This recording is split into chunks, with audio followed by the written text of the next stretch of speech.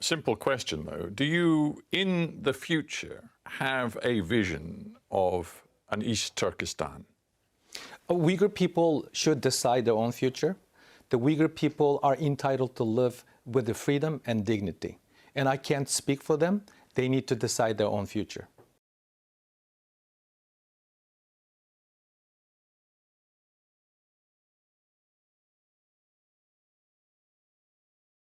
Gerek. Ben bir adukat. Şundan. Ben özende Uyghur halkının adukatı dep bilmem. Kaç.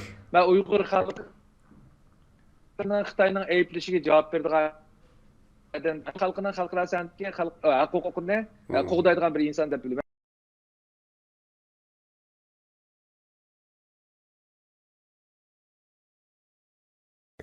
And right now, are you able to communicate freely with your mother and any other members of your family that remain inside Xinjiang?